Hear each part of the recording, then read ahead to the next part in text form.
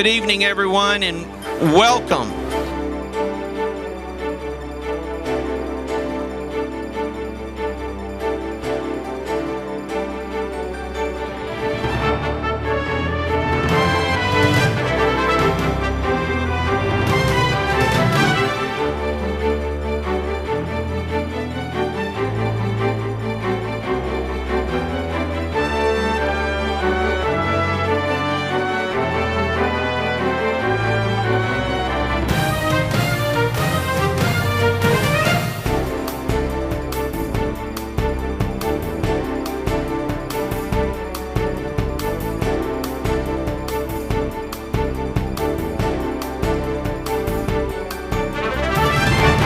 I want to welcome all of you to the Caddo Parish Republican Party's meet and greet, the next governor of Louisiana 2015. My name is Louis Avalone, and it is my distinct honor and pleasure to serve as the chairman of the Caddo Parish Republican Party. It's our time. It's possible. It's hard. It's necessary. But you know what? It's worth it. So with that, I present to you in alphabetical order the Republican candidates for governor.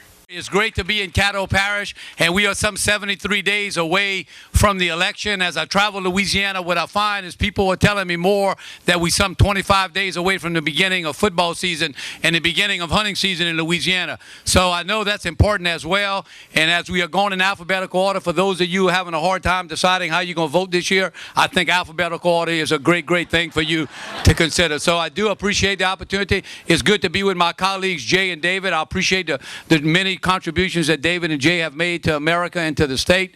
I continue to work hard. A little bit about myself. I'm from a small town called Breaux Bridge. I come from a big family. Although from a small town, coming from a big family. You know, one of 9 kids, so it's just incredible growing up in that community. I absolutely believe Louisiana's greatest days are still ahead. I will always believe the sun is rising in Louisiana, and yes, we have some challenges right in front of us. I believe we meet those challenges head on this fall by electing a governor who has a proven track record of working with people to solve problems. And we've got some problems. We'll talk about some of those problems tonight. I'm the son of a conservative dad who taught me the value of homework and teamwork and to never, ever, ever feel entitled.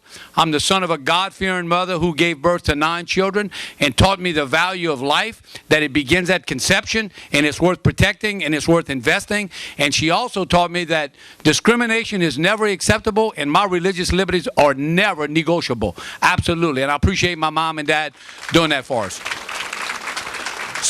So clearly together, you know, mom and dad had a business, and mom ran the household, and mom and dad worked together in that little Ford dealership in Breaux Bridge, and it was a good living. It was a way to make a living for all of us, and we had some good times. And mom taught us and dad taught us that if you were going to make a difference in the country, in your city, or your community, you had to get off the sidelines and you had to get on the playing field. And I've chosen to be on that playing field as an adult. For some now 27 years, I've been playing for something called Louisiana. I got to start at local government. I'm proud that I am the most bottom-up candidate in this race. I started at the very level. I realize that many of you from areas where the police jury is a big deal, where I'm from is the bottom of the barrel, and I started there. And I'll share that with you because I think it's important in this election that we elect someone who started at the very bottom, because I would ask for you to consider yourselves people that you know and you yourselves. Folks who start at the very bottom and ascend to the top of a profession or a career, when they get there, they approach problem solving a little differently. They know how to be inclusive, and I certainly believe that all of that has combined to help me in a variety of ways. I know many of you in the room, but I want to tell some of you a little bit about my background. I started as a member of the Baton Rouge Metropolitan Council. Actually, I started in a volunteer capacity around my hometown of Baton Rouge and working in nonprofit entities for a good bit of the time before I decided to run for public office. I was president or chairman of 10 different nonprofits in Baton Rouge. That taught me how to run business effectively for the people you're trying to serve and what that spirit of service means. I spent 3 years on the Baton Rouge Metropolitan Council, which I look back on as perhaps the best public service I've ever had to offer, because when you govern closest to home, you govern best. There's no question about that. And I think you've got to give authority to local governments to do what they need to do to be successful.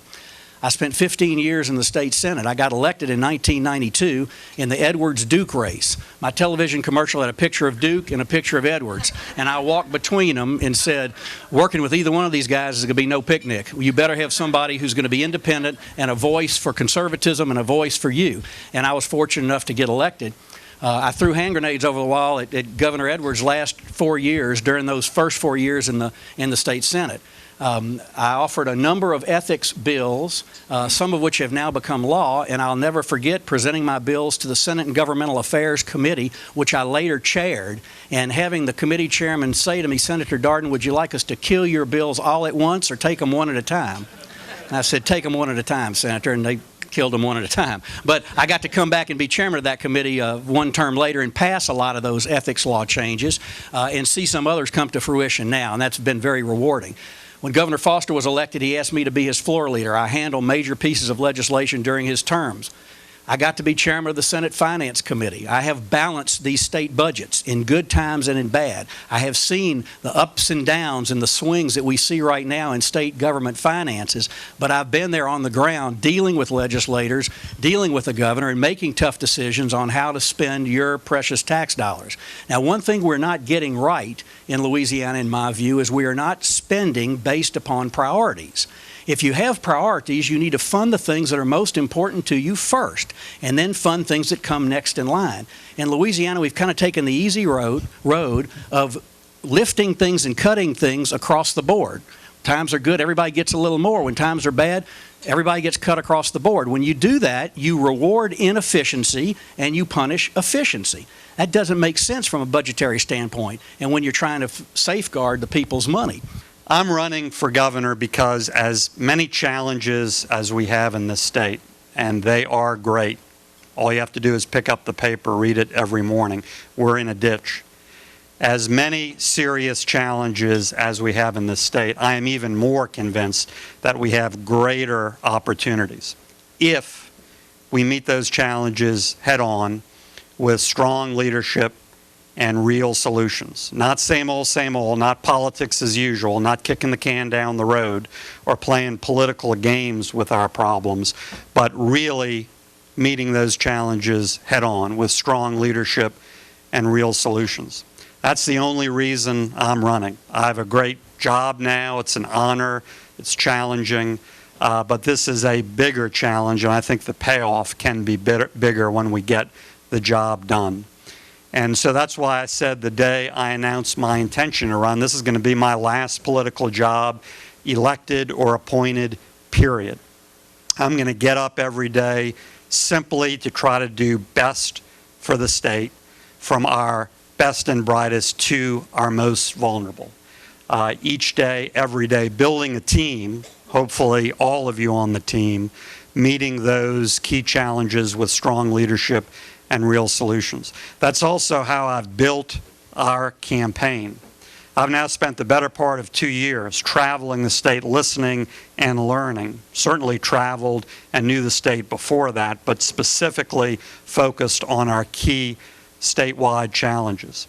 And I've gathered great ideas and suggestions and solutions, and we've put those in a plan. It's not political rhetoric. It's not sound bites. It's not campaign promises. It's not same old, same old. It's a concrete, detailed plan called Together, Louisiana Strong, our blueprint for building a brighter future. It's on our website, davidvitter.com. Love for you to take a look after tonight. And there's an introduction to it at your table with a reminder of the website address. That's what it's going to take. Again, you know, we've tried the same old politics as usual, the insiders club, the throwaway lines and campaign promises and political rhetoric. We need something real, and we need something different.